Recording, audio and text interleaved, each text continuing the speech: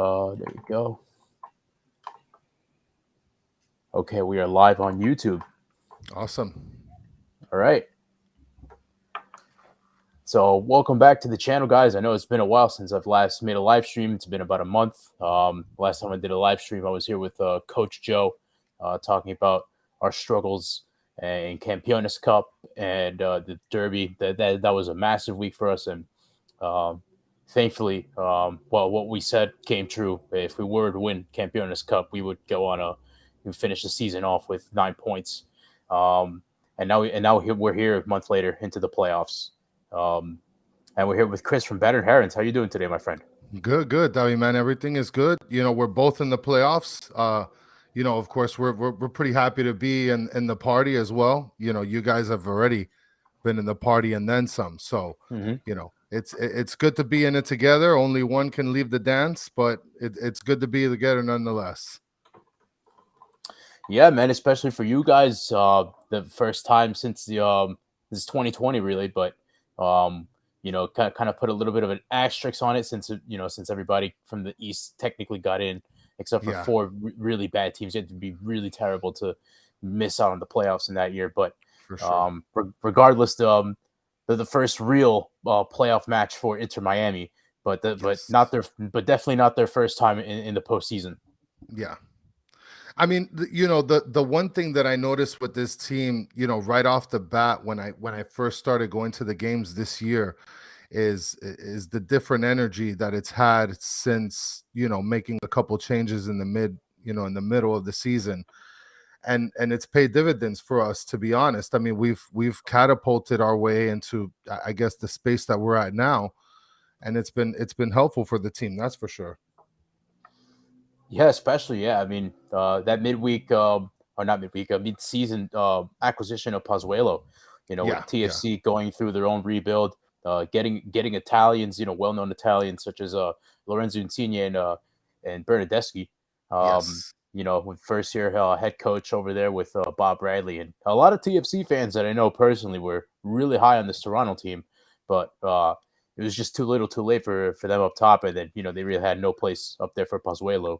Who NYCFC fans really know that we really don't like Pozuelo, especially me. I really hate him. He's a killer. He's a killer. Yeah, he's a killer, man. Yeah, and he's been here before in the situation in the postseason at Citi Field against NYCFC. He's been here before, and it didn't really end well for us. So that was one hell of a acquisition for Miami, especially for getting him for the price tag that they got him, $150,000 in GAM. That is really a steal for a player is that caliber. Yeah, I mean, the deal it came out of left field. I mean, just the addition of Pozuelo, it's something that, to be perfectly honest, made a lot of sense for us as a team, because we really needed that presence in the middle of the field, and an upgrade on Rodolfo Pizarro as well. Yeah, and the thing is, earlier in the season, we had a lot of work done on the wings.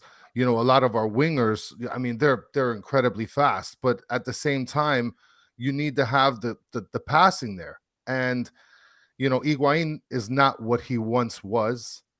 I mean, he's taken form and really has shown quality in the last, I'd say, 12, 14 games. Ever since Campana ended up going down with an injury. But the bigger difference is adding Pozuelo, because the wingers, they were doing it. They just weren't doing it offensively for us, Yeah, especially with Higuain, his comments, with him retiring this game, potentially being his final as a professional.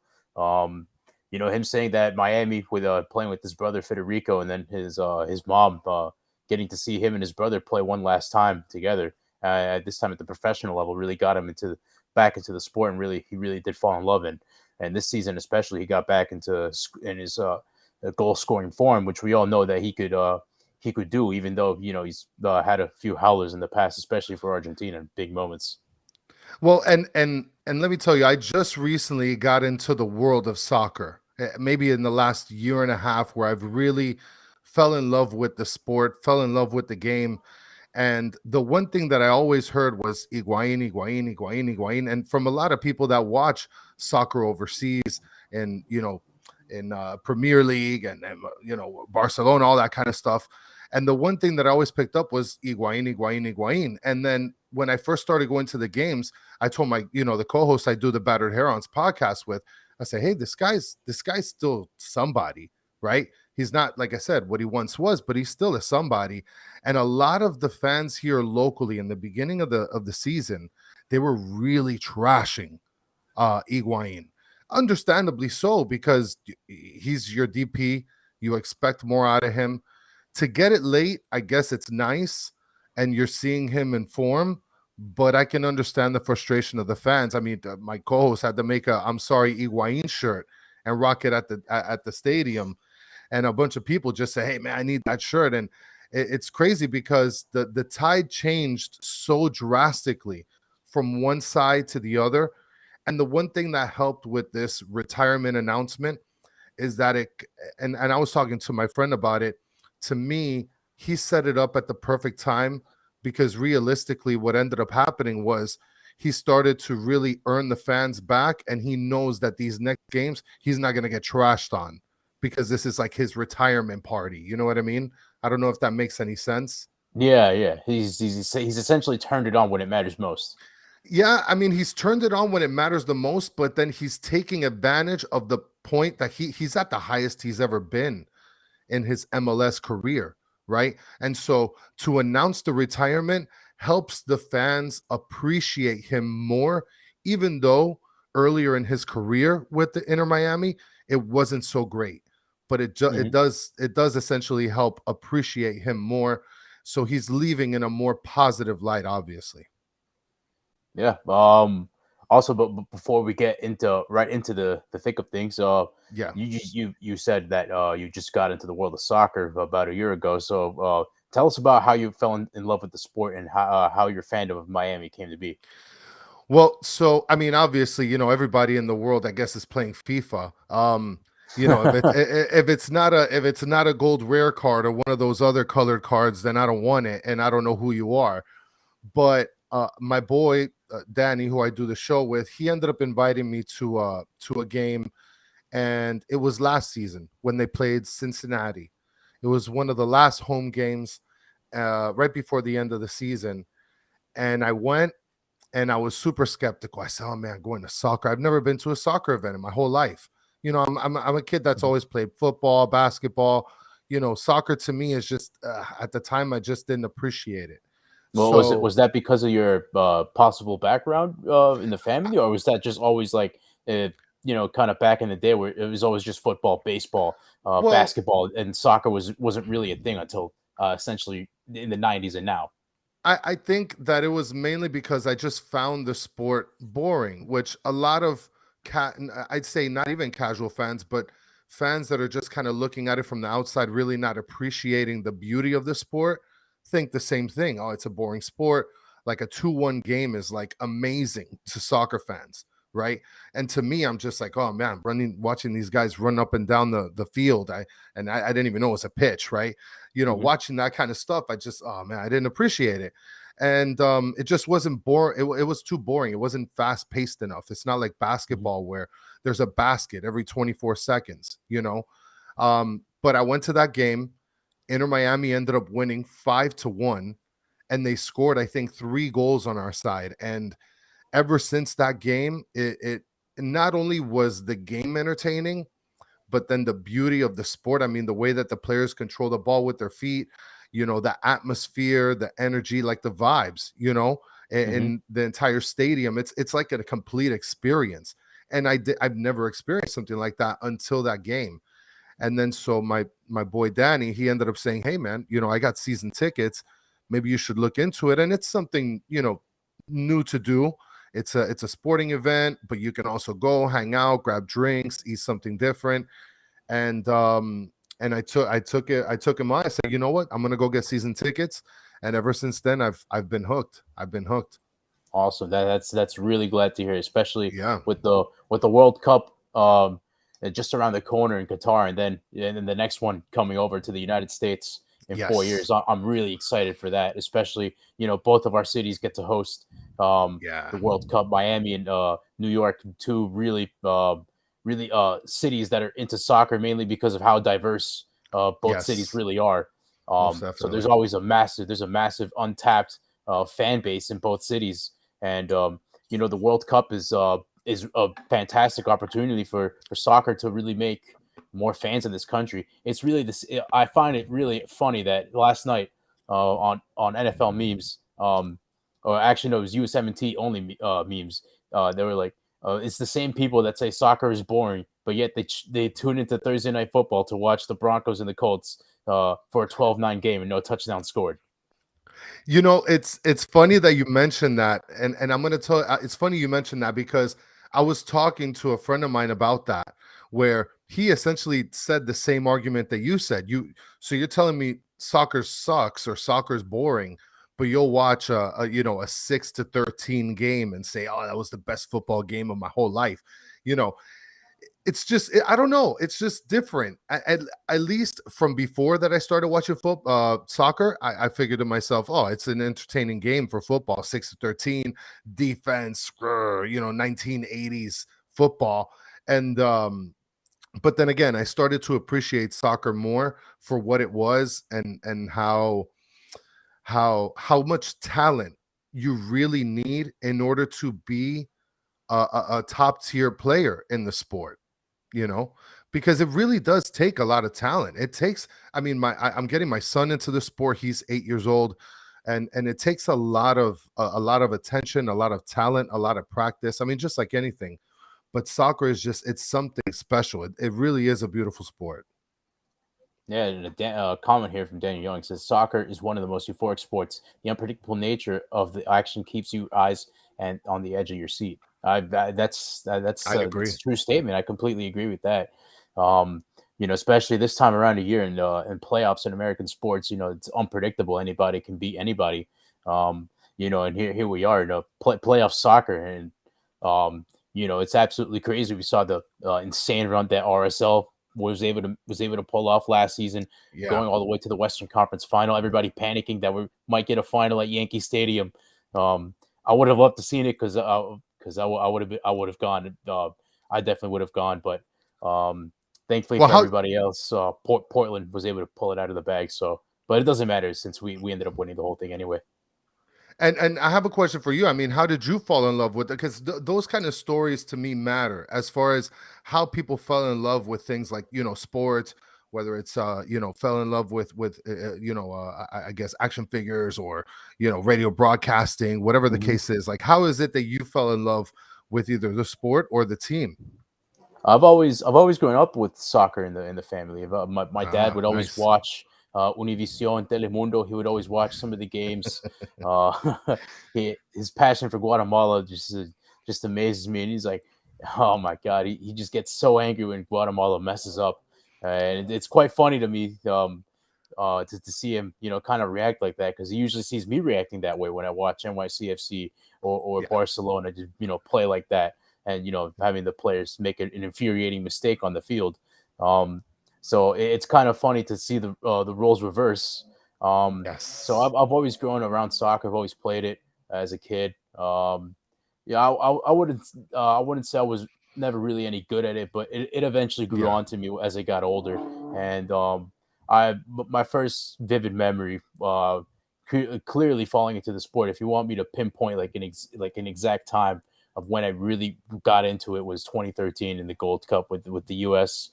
Making that run all the way Nice. to the final, winning it in Chicago, Panama pulling off the huge upset against Mexico in the semis. And the U.S. just winning it all. That just really cultivated my attention, really, and that's so you know what, I'm a big soccer fan now. So and then that same year, I didn't even know that NYCFC was founded. I was about 9 years old at the time when the U.S. won that Gold Cup, and then the next year, the World Cup. I was really excited about that. And then my dad comes home with the newspaper, and he tells me about there's this new soccer team in New York, and David Villa is the first ever signing. Yeah. Um, Yeah. for NYCFC. I'm like, oh wow, really? Like I know him because I played FIFA on an iPad back in 2013. It was $8 on the App Store, and you can just play, and you get the full game. And it's not like now where you're just forced to play like shitty mobile like Ultimate Team. It's like you actually had a full game on like an iPad, which is pretty sick. Oh yeah. So my favorite team is Barcelona. So Nice. I knew David Villa from FIFA, so I'm like, I'm really into this as a Barca fan. You know, I'm into this. We got David Villa. We have a World Cup winner. So I Well, was really excited about that. We had the chance to get our asses kicked by Barcelona when they came over here in July. Oh yeah, 6-0. That's really rough. That is really rough. It was super rough. But you can but you can tell where where the levels are of talent there. I mean, it's astronomical. Yeah, and then slowly I got more into the sport, and then I go to Models one day, and I see that a Lampard shirt. I'm like, oh, I know that guy. That guy got robbed of a goal in the World Cup against Germany. Oh man! And I'm like, oh, that's pretty cool. He's going to be coming to New York as well. And then later that summer we signed Andrea Pirlo, and I saw him crying after the Champions League final, not knowing where he was going to end up. And then he ended up signing with us. That was really a massive signing. We had those three players. Yes, it was. That really helped cultivate attention to this new franchise, NYCFC, and it really did propel the image of the franchise. Well, and I think that it definitely helped, especially with it being a big city, getting a new team. To me that those were incredible moves, and I didn't know too much about it until I started to look into the MLS, and that's those kind of moves are something that's really needed in some of the major cities, especially when opening up a team. Unfortunately, Miami got it a little they went a little crazy when they opened up back in 2020, but now we're here today, and it sucks because we only have Barcelona reckless like spending like that level. Yes. Yeah, I mean, and the worst part is that we only got one DP out of the whole group playing with us, and Blaise Matuidi is a guy that's just mascotting all over the place for Inter Miami. I mean, at this point, this guy's sipping shots and giving the bill to Inter Miami at this point. I think he might be I think he might be partying too much. I think he's out of shape. I mean, N'Golo Kante just pulled his hamstring and is rumored to miss the World Cup. So I'm not too sure if he could get called up for the French team. I know he was really an integral part in 2018, but I think his legs. I think it's beyond it for Qatar. Yeah, I think so as well. I mean, when it comes to Blaise Matuidi, I know that at one point a couple years ago he was really good. I mean, he was sought out, but I think he ended up suffering an injury at some point in 2020 or 2021. I'm not sure. And I mean, it's been downhill ever since with him. I mean, like I said, we only have one. He was part of that team with Andrea Pirlo that lost to Barcelona in the Champions League final. Yeah, man. That's brutal. All right, so let's go ahead and dive into this game. Now that we have our backstories and our backdrops out of the way, NYCFC Inter Miami. This is a very intriguing matchup coming into the playoffs. If you were to ask me which one of the four opponents I would have loved to seen in the playoffs, one of Cincinnati, Orlando, Columbus, or Miami, I would have taken Miami. Historically, we've struggled against Orlando. They just always seem to get some magic against us. They just always seem to pull it out right there, like beneath our skins, and they just get something out of us. In Columbus, with Zilla Rayon and Cucho Hernandez, it really looked like at some point they were going to be in the playoffs, but too many blown leads for them, and they ended up missing out. And Cincinnati, their attack is just scary right now, and I would not want to play those three, even though we dominated them the last time we played them, but the scoreline doesn't show that. So, and then the last team, Miami, a great club, a club that has a lot of attention, mainly because of the owners. David Beckham, this is his team. It took him a while to make the announcement for Inter Miami to be part of MLS. And then it inevitably happened a few years ago, and then here we are with Inter Miami. And I've been to the game when Miami came up here to Yankee Stadium, and this Tati's final game, the ring celebration. his 60th minute, everybody stood up and gave Tati Castellanos a standing ovation, knowing where he was going. And he's such a massive player for this club. I would even go as far as saying that he's been the best player for this club in his young history. I'd put him above David Villa for what he's been able to do with this club. Well, and speaking in that game, right? I mean, that was, at least for us as a team, we had just picked up Osuelo. We picked up Coco Jean, Corlan Jean, and he hasn't even. I mean, he saw the field, I think, for like 15 minutes, for 10 minutes, or for one game.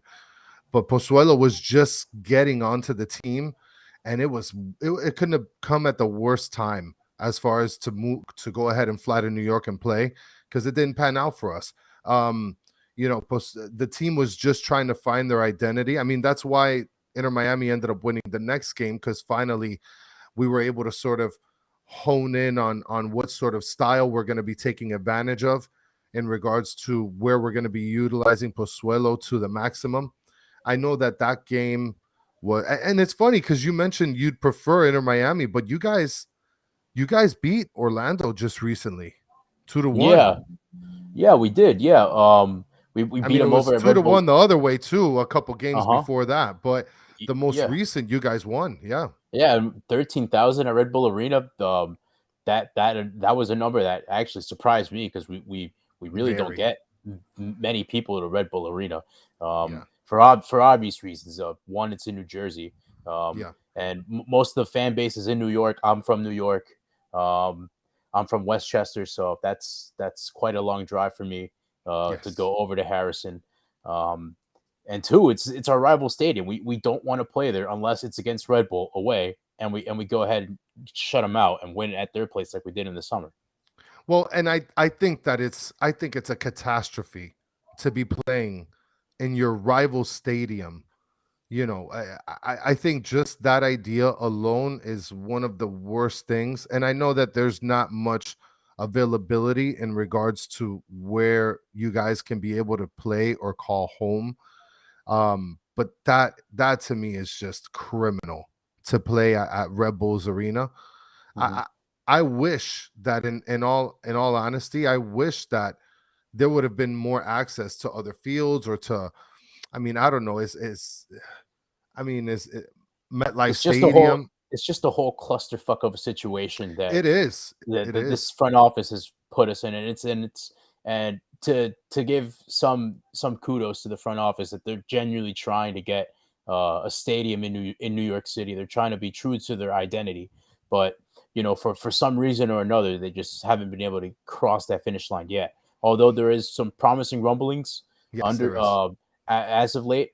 Ferran Soriano, he wouldn't miss a Champions League game for Manchester City, just to come over to New York City and essentially watch a playoff game that isn't a final. I think there might be a little bit of context into why he's here.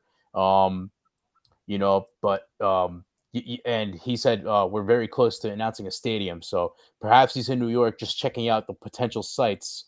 And there is one site in particular that City fans have been wanting, have really been wanting the stadium to be built in. And it's actually right next to where this game is going to take place. Really? Where at? Willets Point. Oh, nice. Yeah, I mean, that would be perfect. I mean, I was, talking to a couple people, and I always thought that Queens would be, I guess, a good location to build a soccer stadium. I really don't know where else in the 5 boroughs you guys will be able to get a stadium out there. It's clearly down to the Bronx and Queens, but I think the Bronx has had its chance, but I think the club realizes, hey, you know what, we're probably not going to get anything done here if we just keep persisting.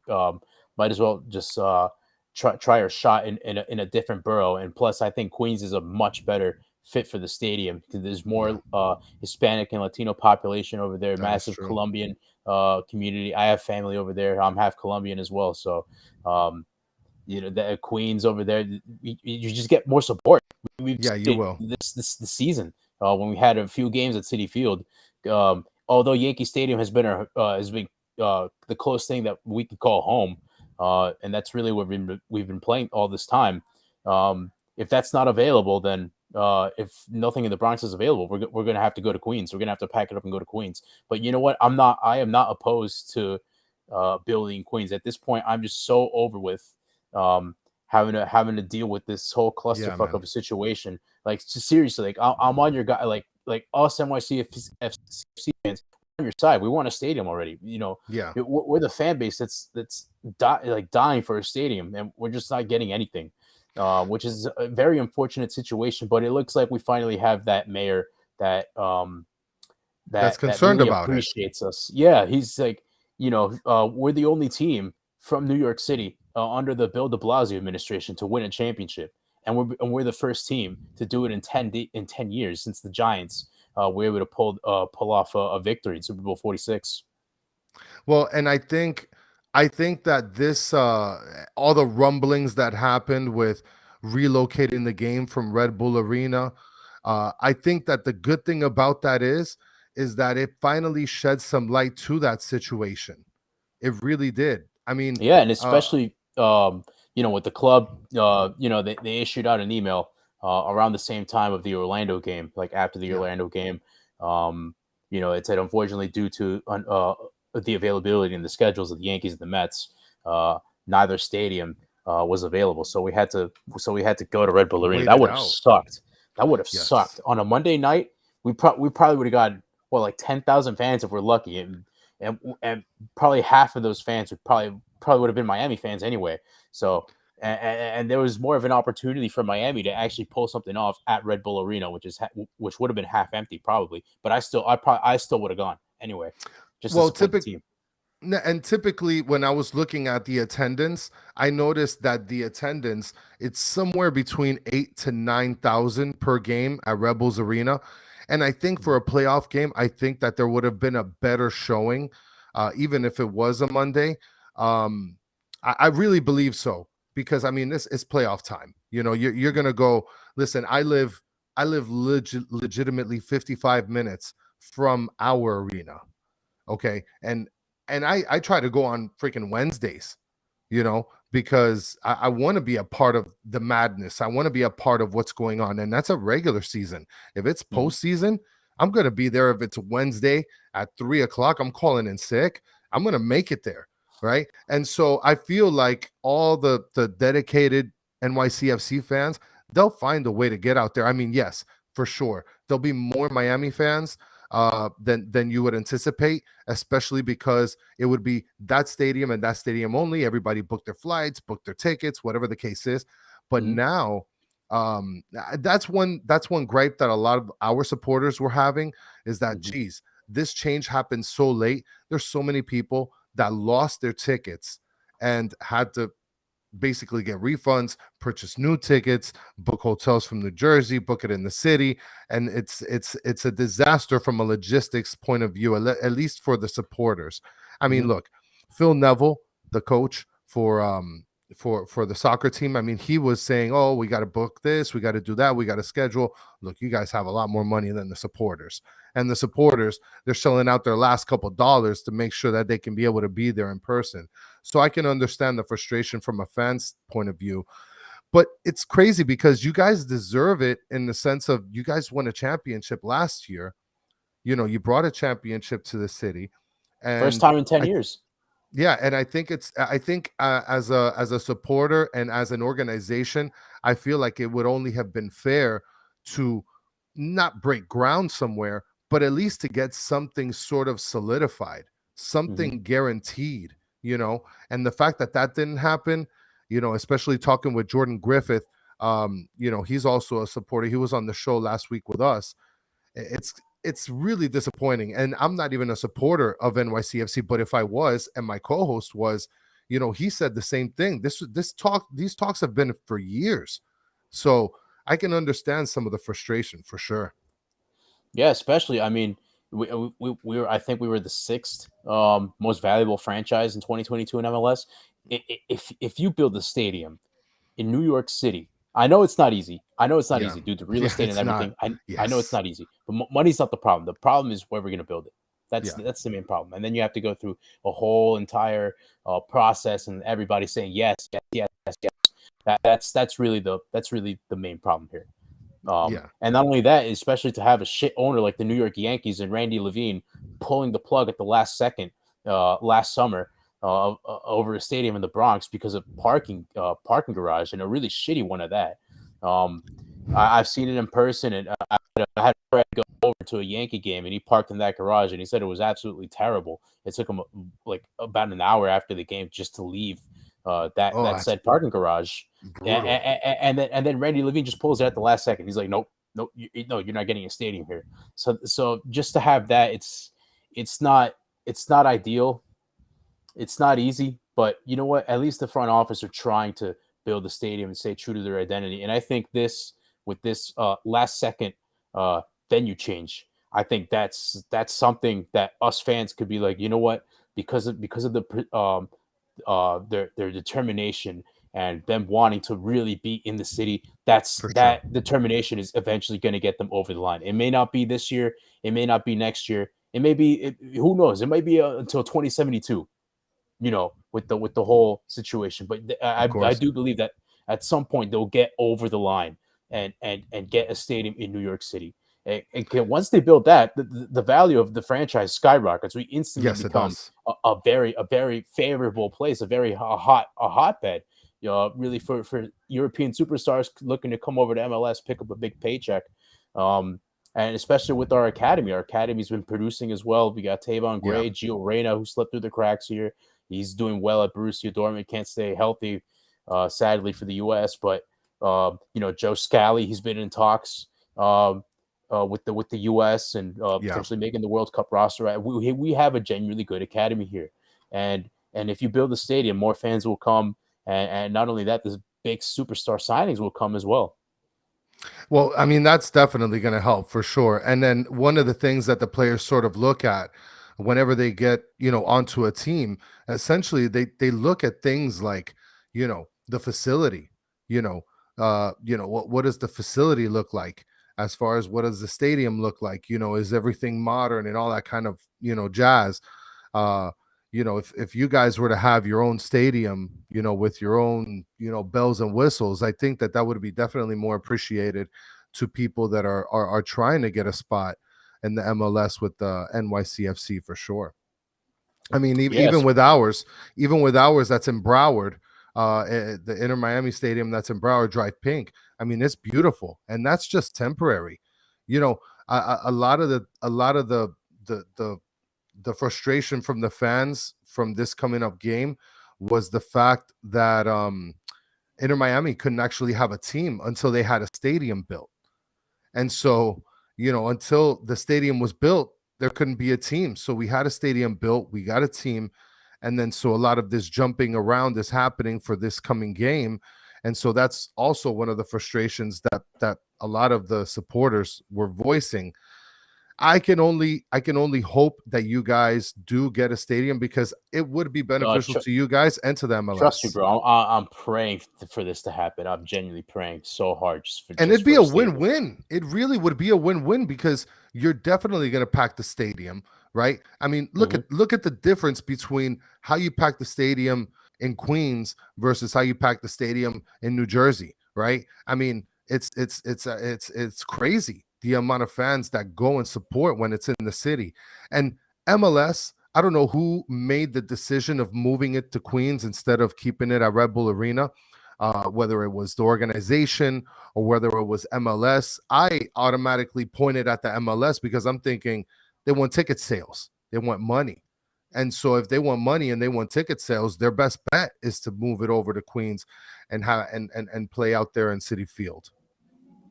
Yeah, well, yeah, for sure. And it's very tough for us fans not knowing where we could potentially play our games. But you know what, the true fans stay with the team no matter what the situation is. So other than that, I genuinely understand the frustration for all the fans, especially the ones that really don't have as much money as other fans, for sure, because everybody's financial situation is different, and I understand that. So yeah, I can see the frustration and why you guys would book hotels from New Jersey, having to cancel that, and then having to Yeah, get something in New York City. Um, for me, I think I would have personally just stayed in Jersey because it would have been cheaper and just get a rental car. oh, of But course. yeah, but some people they don't want to do Jersey. They want to go to the city, Of New course, York yeah. City. That's the name of the Tourism. club. Hmm. Yeah. So You know, yeah, that's yeah, man. So it's definitely frustrating, and I can understand why, but but that really does give us a home field advantage going into it yes. because to answer your question from the last episode, I know that you guys asked Jordan Griffith the question of if is this field from Yankee Stadium to City Field the exact same dimension wise. I can confirm to you, yes, it is. So it is Oh, nice. 110 by 70. Um, and that's something else that the fans want once we get a new stadium. Just keep the field 110 by 70 and piss the whole league off. That'd be the biggest middle finger to the league. Just to W- be like, we have the smallest pitch in Major League Soccer in a soccer specific stadium. What's the excuse now? Well, and you know what? If I was in your shoes, I definitely would want the same exact thing. So I'm not even hating on that from that point of view. It sucks obviously for a team who plays on a pitch like what Inter Miami has or what other clubs have. But hey, that's the advantage that you guys have, and you guys got to take advantage of that advantage. And Hmm. hopefully And it can. especially now with the game being in Queens, more fans, more access to the fans in New York City, we're gonna Yeah. get double the numbers of what we potentially could have gotten in New Jersey on a Monday night, and that place is going to be rocking when it comes to the playoffs. I mean, I wish it wouldn't have been a Monday night. That is just brutal. I mean, Yeah, yeah, I understand that. With the whole scheduling from MLS, that's really important, especially with the World Cup being in November. Um, because we didn't know that the Mets were going to crash out as early as they did. yeah, I was rooting for it. So, I um, mean, they struck you know, out. yeah, I mean the Red Bulls they get priority. It's their stadium. That's understandable. So that bumped us over to the Monday game, um, which is unfortunate. But it's going to be on Fox Sports One for anybody who can't make the game. You can watch on FS1. So it's nationally televised for everybody who's interested in watching this game.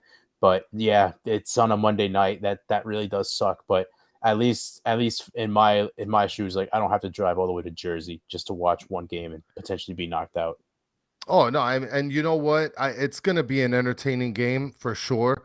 I mean, look, small pitches, whether you love them or hate them, it makes for very tense viewing, right? Hmm. Because it's just constant go go go. As far as that, there's always something going on, especially with such a compact amount of space. To me, it is something, like I said, that is an advantage to your team. I'm assuming that the Inter Miami is game planning for whatever they have to do Hmm. in order to overcome it. Um, and it's gonna definitely be an entertaining game. 7 o'clock. I can't wait to watch it, man. I can't wait to watch that. I bought the tickets. Um, my ticket rep sent me a link for cheaper tickets because Ticketmaster wasn't working. So he's like, you know Yeah. what? Like, I'll hook you up with cheaper tickets. Stat pad my sales, and I'll see you at the game. So I'm like, all right, this is fantastic. I got tickets before like the general public and cheaper as well. So I can't wait to truck over to City Field because last time I went to City Field, it was absolutely uh, heartbreaking for me. Thankfully, the game was a birthday present for me, so that birthday kind Oh, of sucked. nice. But Yeah, everybody messaged me happy birthday, so that was really heartwarming. That really did kind of take away the sadness from the game. So for sure. um, hopefully this time it's different. But uh, yeah, let's get into the game. So who are your key players for Miami, and who do you think for Miami should watch out on our end? Well, I mean, as far as key players go, to me, the key player for Inter Miami, it's hands down, it's Pozuelo, right? He's the one that's been the difference maker ever since that he came onto this team, and there's no way that you can doubt it. Without counting Higuain's success, Higuain's success is not the same without Pozuelo being on the team, because we have good midfielders. We have Jean Mota, we have Bryce Duke. Bryce Duke is an up-and-coming star. He's just going to be phenomenal. He's going to be a beast. And Gregory, he's a good midfielder as well, but he's more of a defensive, minded midfielder. So to me, Pozuelo is absolutely the key to any success. And of course, like you said, we're talking about where Pozuelo has had success against NYCFC. I think he has like 14 goals and 12 assists against us, and like, yes, I don't know how many games. I hate the guy. I genuinely hate this guy with a passion. He finds a way to ruin my day every time we face him. He just finds a way. He's like, Davi's having a good day. Let me change that. I'm like, oh, come on, man. I know he's coming off an injury, but if Phil Neville's watching this for some reason, rest the guy. Make sure he ends up at Yankee Stadium watching the Yankees and the Guardians. Make sure he ends up at the wrong stadium. I mean, and that's a good observation for sure. I mean, the one thing that could make us is Pozuelo, and the one thing that I feel that could break us in terms of who I feel that we should maybe fear, from NYCFC. I mean, Maxi Morales, to me, when he gets in form, it's a problem. The last thing you want is to get him when he's running and gunning or on fire. But you want to know who scares me sometimes when they get on when they play is what's this guy? Talis Magno. Talis Magno. Yeah, he's a guy that, to me, and I haven't watched him too much, but some of the stuff that I've seen from him, he's one of those guys that seems to me like a spark plug. Like he really can turn it on, and he'll get a goal in when you least expect it, kind of deal. So he's a guy that I'd like to watch out for, aside from the obvious of Maxi Morales. Yeah, I think another guy that's really been overlooked on our end is Gabriel Pereira. He's been absolutely phenomenal for us. Great signing coming over from Brazil. I think he's honestly been our best player ever since Tati left. I think he's been our best offensive player. Talis Magno, it took him a little while to really kind of mesh into that number 9 spot.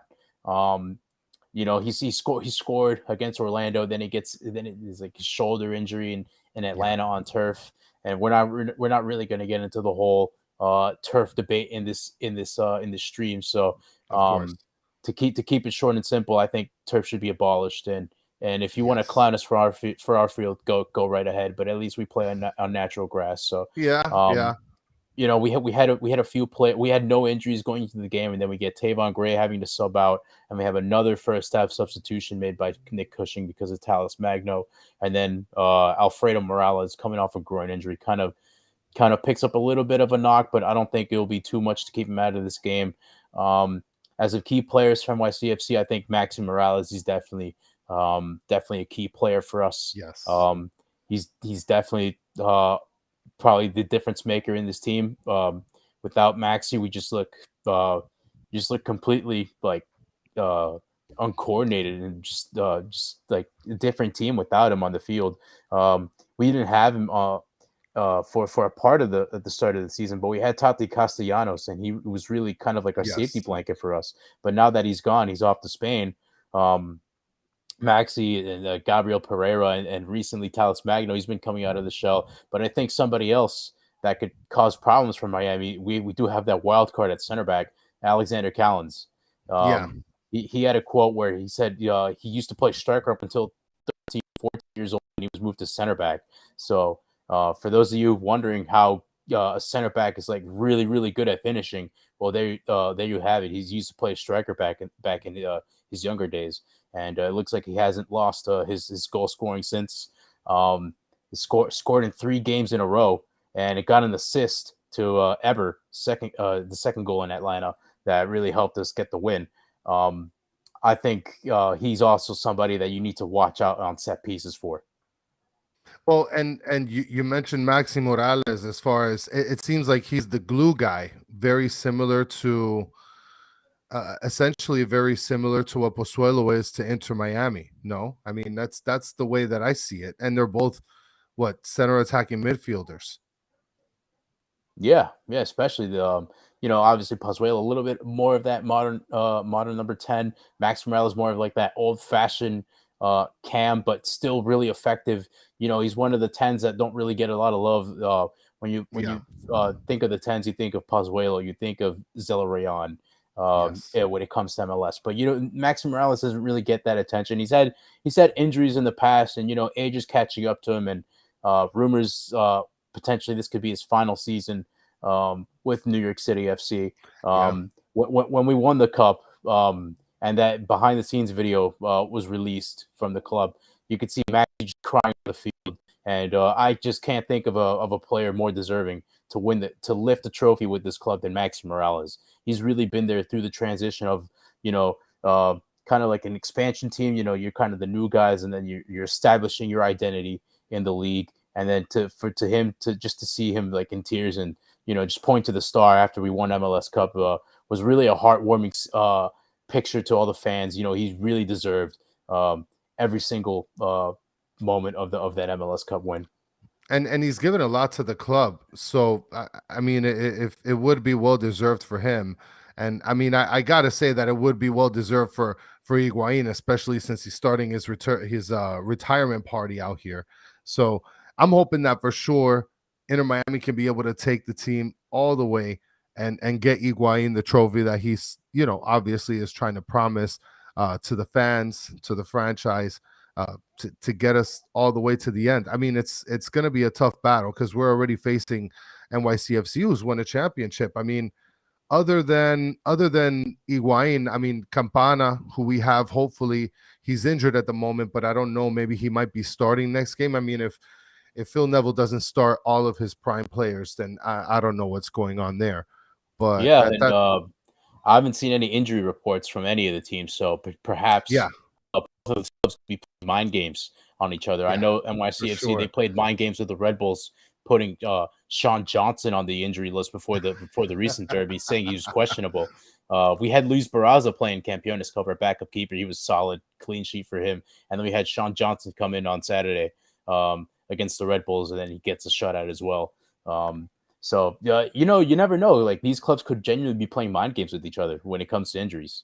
Listen, an hour and a half before every game, the Inter Miami organization through social media, they post up what the team is going to look like as far as their formation goes.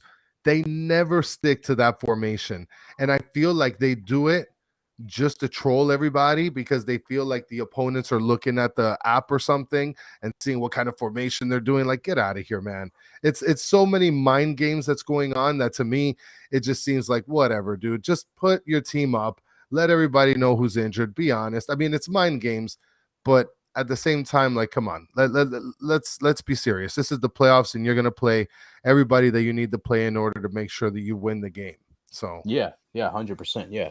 With City Field, with the field being small, that's also plays into the fact on how these teams could possibly start off the game and perhaps roll out. So I'm City with the massive advantage in that department.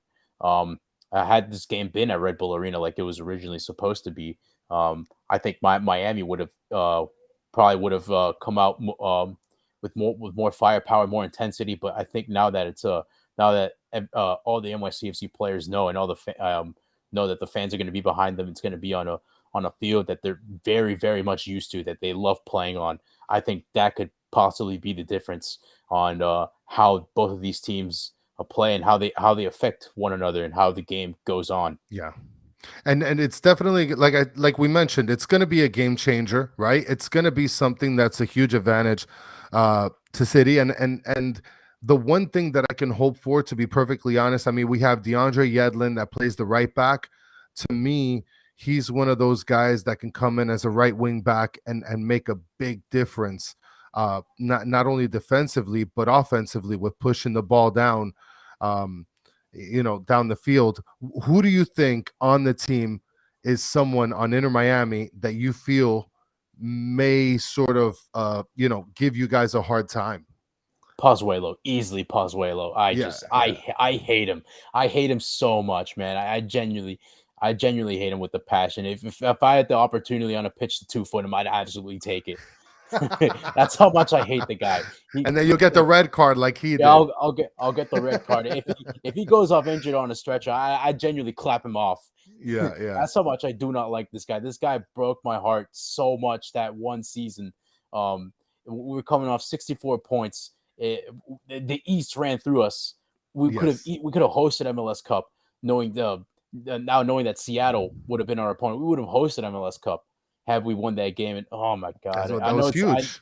I know it's not. I know it wasn't with you guys. You guys weren't in the league at the time, but it's Pozuelo and Higuain is another one of those players that, I'm a Messi fanboy. Barcelona, I love Messi. So he's probably the reason why Argentina lost those 3 finals in a row. So, and when Miami played up here, everybody booed Higuain when he was taking the corners, and I was part of the crowd, and I absolutely loved it. I absolutely love the atmosphere. It's the little things like that really, as a football fan, really gets you into the game more. Yes, it does. Especially for the fans on TV. Whenever the opposition has a corner and everybody like boos them in the corner, like, as a player, you kind of feel intimidated about that. But that's really it's little things like that makes the sport of football just so lovable. And it's true, because let me tell you, I sit on one end of the field right behind the goalie. So whenever the opposing goalie is there, like, me and like 40 other people are just hackling that guy. And you could tell that it is a distraction. I mean, these guys are professional athletes, but to say that that's those sounds and the names and all this stuff is not getting to them, they got to be crazy, right? So for sure, as fans, you guys are definitely making a difference. And you mentioned Higuain as far as with his time in Argentina. I started, looking into the sport. I started sort of getting to know some of the history. And let me tell you something. The one thing I got to say about Higuain is that he's had it rough in terms of like his experience with fans and with media. Like, I was watching that game where they played against Germany, right? He missed that wide open goal. But later on in the game, I think in like the 86th minute, I forgot what player it was, but there was a player on Argentina that missed a wide open goal too. The only difference is that he wasn't a striker named Higuain or Messi. I mean, he wasn't named Higuain. He's not Messi. He's a guy that came off the bench. I think it was like the 80th minute, but he blew a wide open shot. And they've never mentioned that guy's name ever, but they always mention Higuain. But a lot of people... Legend has it, Higuain's still celebrating that offside goal in the World Cup final to this day. Oh my goodness, that is brutal, man. And the way he blew that too, because like I said, I just got into soccer, so I don't know if you remember the play exactly. But what happened in the play is they turned the ball over, and Higuain was sort of ahead of the defensive line, not ahead, like I guess behind them. So I thought it was an offsides, but someone told me that when it changes possession, that there's no such thing as offsides. I'm not sure if that's accurate or not. I believe behind, so. or was he behind or ahead of the No, defense? so he was ahead of the defense. In between, he was in between the defenders and the goalie, and there was some sort of a turnover between the goalie and one of the defenders. So there was no offsides, I guess, at that point. Oh, if it's not to the player that's in an offside position, but gets possession, that's not offside. But since it was a different player, and then he played it to Higuain, and he was in an offside position, that therefore it's offsides. Therefore, correct. That was so when I first saw the play, I'm like, wait, isn't that offsides? But then somebody told me no. When it's amongst the opposition, if he just grabs a scrambled ball, it's up for play. And he blew the kick, and that's got to be haunting him every day of his freaking life. Not only that, to have a miss in the 90th minute against Chile the next year, and then skies his penalty, and then the following year after that at MetLife Stadium, a 1v1, and just chips it way wide. The shot went closer to the corner flag than it did the actual goal. It eventually tolls up, and then I will admit some of the abuse that he's received, when he played with Real Madrid, Juventus, Napoli, some of the abuse is a bit too much. I think some of it's a bit unwarranted. I think at some point you just got to realize these guys are human beings as well, and Yes. he possibly went through a tough time, and you just never know, and it kind of shows out on the field that he's been having a tough time off the pitch. So, Yes. um, I do agree some of the abuse towards Higuain has been a little bit unwarranted, but if you look at the sports side of it, I think you just look at Higuain and just like, man, you're a striker, you got to put those away. Yeah, yeah. I mean, and looking at his stats, this guy was playing with some of the best players and he was putting up numbers. This guy played And with both Messi and Ronaldo. yeah. And so, like, I look at that and I think to myself, damn, he did really good, but it just wasn't enough in the eyes of the fan base, of the media. And I guess that there's just a lot of expectation, especially for Argentinians, with Diego, with Maradona, and I'm thinking to myself, he just didn't match what the expectations were, and so and for him everybody and, is and for him to fail at the stage where the lights shine the brightest, yes, for him to fail in that fashion, that really kind of does take away from his amazing stats. He's been yes, it does, he was an elite striker at some point in Europe, and just because he misses like 3 open goals and like three different finals in 3 years in a row, that changes the whole narrative. yes, it does, yeah. Yeah, so we're gonna wrap this thing up, but before we do wrap it up, we're gonna go ahead and do a score prediction. How do you see this game going? What's your score prediction for this game? So I'm gonna go with the same prediction that I made on our podcast. I'm gonna go with 2-1 in favor of Inter Miami, of course. I, Who I gets those really goals? I feel like Higuain's gonna get one of those. And I feel like one of our wingers, either Lassiter or Ryan Ryan Taylor's probably gonna get one of those. Either Lassiter or Ryan Taylor's just gonna get like a random cross or something into the goal. And who gets the goal for us, in your opinion? Dude, I mean, I really think that Magno is probably gonna get the goal. He's so good to me, man. He's so good. I mean, I hope that this guy. Do you guys have him under contract for the next year? Uh, yeah, he's a under 22 DP. Yeah, I mean, this guy's gonna be something else for you This guys. this guy, believe it or not, even through the rough patch of form, he has a higher ceiling than what Tati Castellanos has. I mean, most definitely. I mean, this kid, what you said he's He's 22. he's only 20 years old, and before he blew his knees out in Brazil, he had offers coming out of his ears. With Liverpool and Real Madrid, they were linked with him at some point before he blew his knees out, and then luckily for us, we just swooped in and got an amazing player. Yeah, I feel like I mean, it's like I said, Maxi Morales to me scares me, but he doesn't scare me as much as what the ceiling could be for Magno in this game, because Uh-huh. he could just catch you out of nowhere. Yeah, yeah. Especially he can go on a little run. He can go ahead and do some tricks, and if and he may not put it in the back of the net. He might be assisting somebody like Alexander Could be. Callens, Yeah, yeah, yeah. That could definitely happen. I could definitely see that happen. especially on the What small field, which he likes to play on. But everybody likes to play, and he can definitely do something like that. and what do you see the score being? What do you think the final score is going to be between Inter Miami and NYCFC? I think I don't want to be too overly confident because we've been here in this position as NYCFC fans in the past. We've been overly confident for a game, and we shit the bed, and then we just get left disappointed. Last season, throughout all of last season, I was in the postseason. I was a pessimist. I was just doubting this team. I just because at some point where you're in the playoffs for like 5-6 years in a row and you just keep losing and losing games, it just takes a toll on you. And you're like, Yeah. whatever. I'm just gonna go into this game, expect absolutely nothing, and just not even feel the pain. And Yes. it caught us by surprise that we ended up winning the whole thing.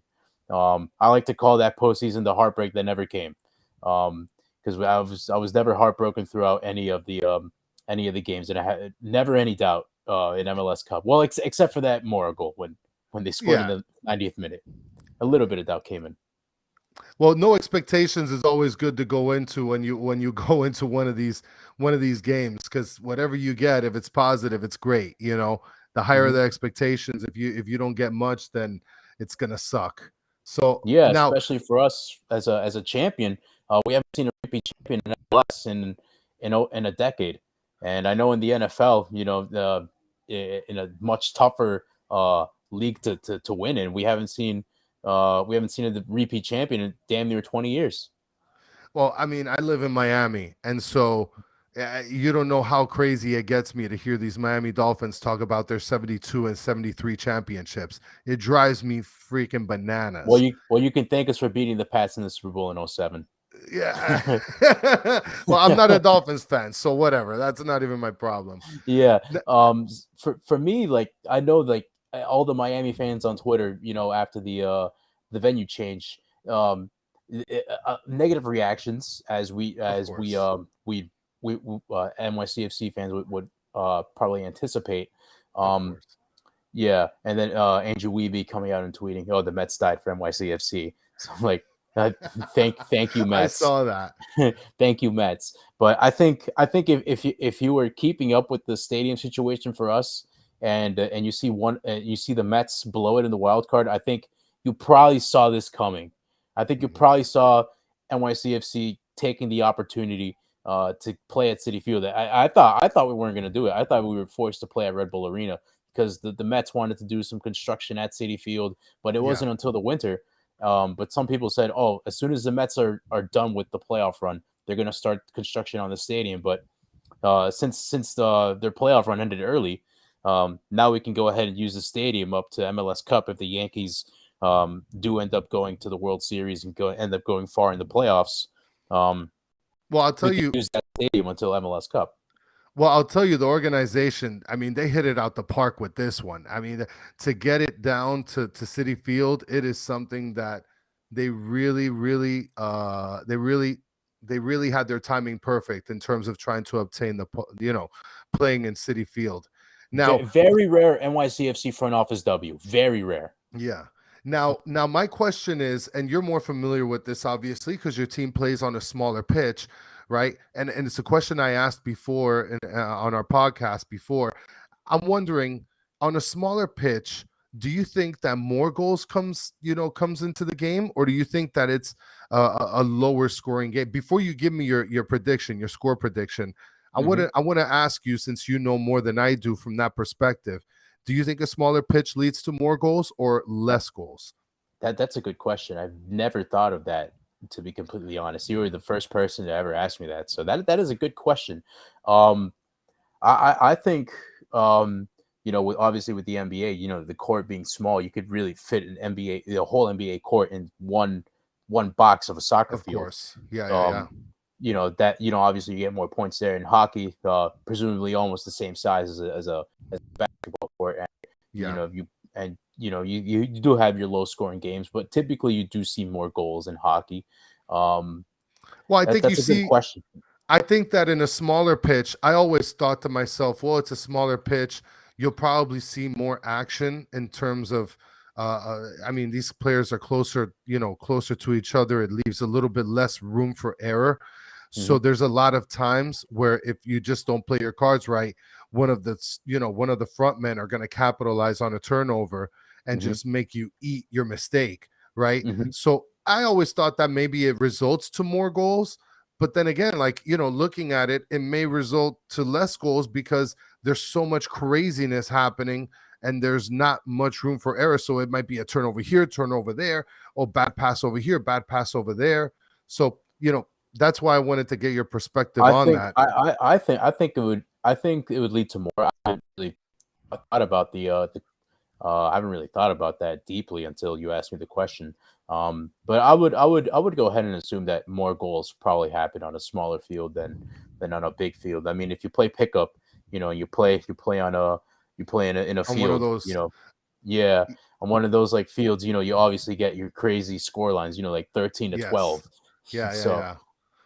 And so so yeah, I'm gonna say more goals on that so question. so speaking about more goals, right? So what do you think the final score is going to be for the game? I Obviously, can. I'm assuming you're picking the favor for I'm gonna I'm gonna NYCFC. I'm gonna pick City. We do have one of these rings. Yeah, Um, yeah, it looks yeah, so nice. we definitely want to be the first repeat champion since the Galaxy in 2011, 2012 to do it. And only three teams that have won the MLS Cup before are in the playoffs currently. That is us, LA Galaxy, and RSL. So Ex- there's actually more of a chance for a first time champion than there is of a repeat champion. Somebody that's obviously won the cup before and they're gonna Of course. get another star above the badge. Um, that I genuinely think Cushing finally found a formula with this team to start winning, and he found it in Campeones Cup against Atlas. And to have a trophy on the line and to win it in front of your home fans. Uh, I'd say City were well represented in that game. A trophy, winning a trophy, no matter what it is going to bring confidence to the players, and then to go ahead and beat your local rival, your hated rival, at home as well, and shut them out, sweep them for the season.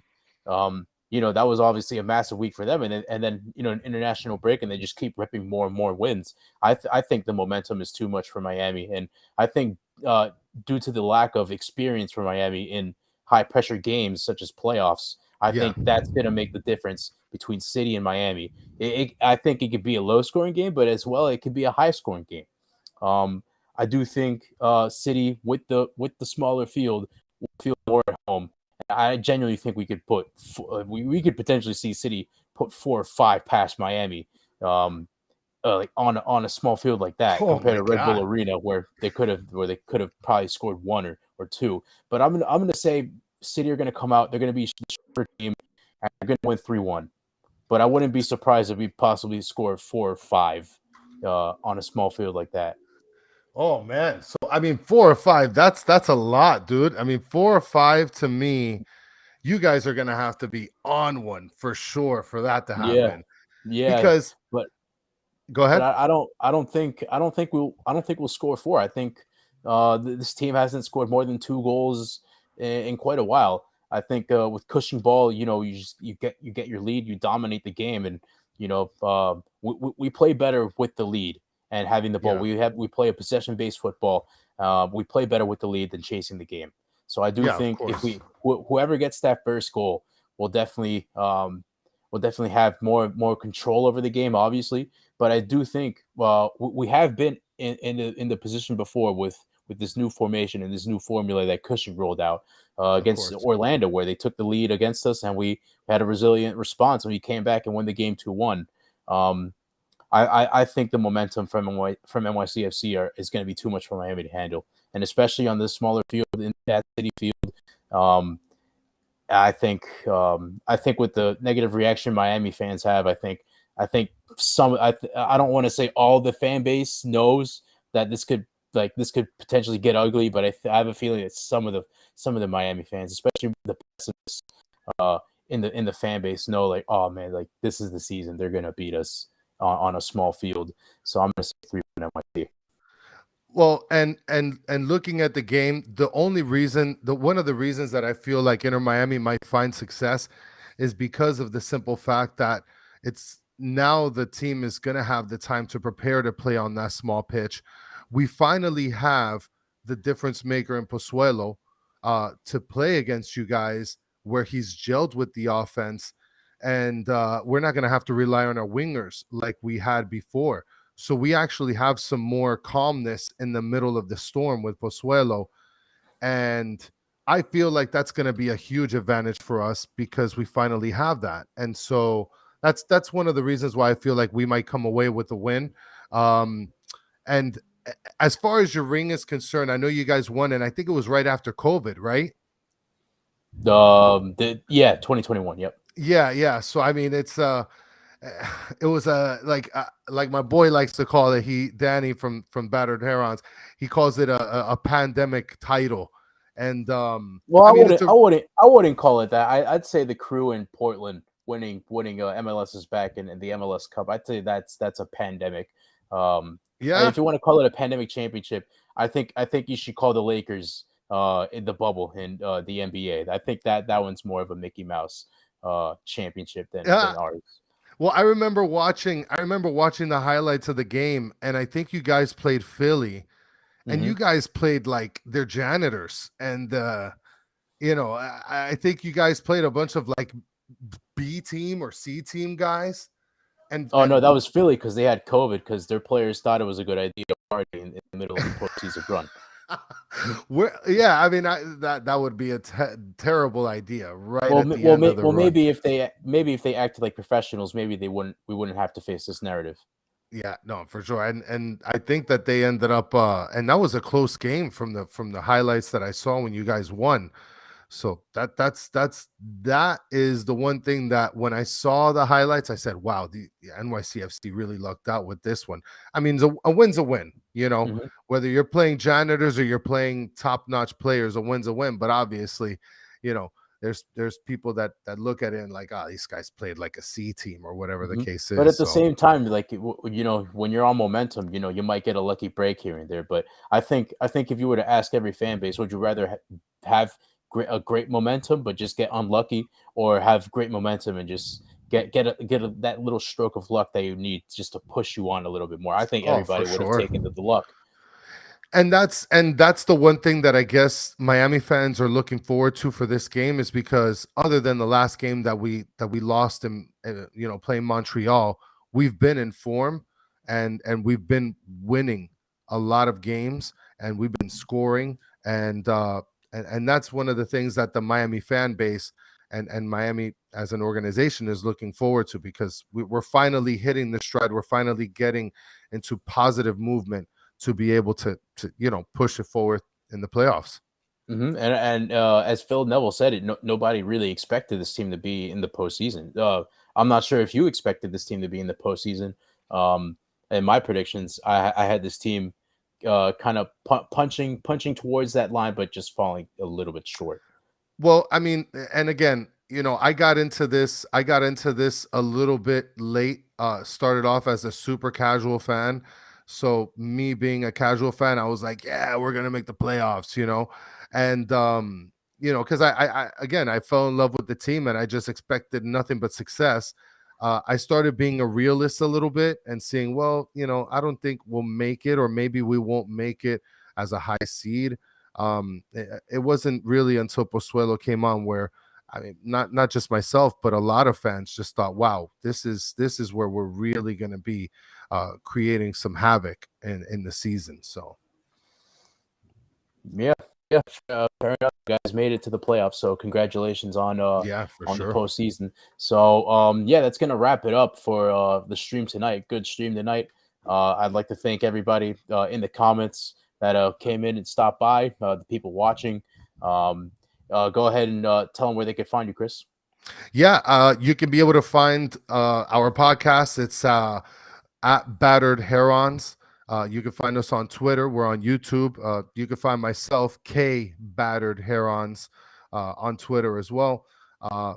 Just come give us a shout, hang out with us, and I'll crack a beer open on the next podcast for sure. Regardless of the result. Regardless of the result, I'm cracking open a beer, and if we win or lose, I'll send you one of these boxes so you can pack your stuff and go to the next stadium, or if not, head over to City Field. I know. I watched your video on the where we've changed the venue. You're like, you want it on a real soccer field? Take the A train to Central Park. You know what? But if you guys lose, we're gonna have to buy you a ticket and a Metro card on the L train back to South Florida. Yes, yeah, that's perfect. All right, guys. Good stream tonight. I appreciate you guys stopping by. So I'll see you on the next one. Take care.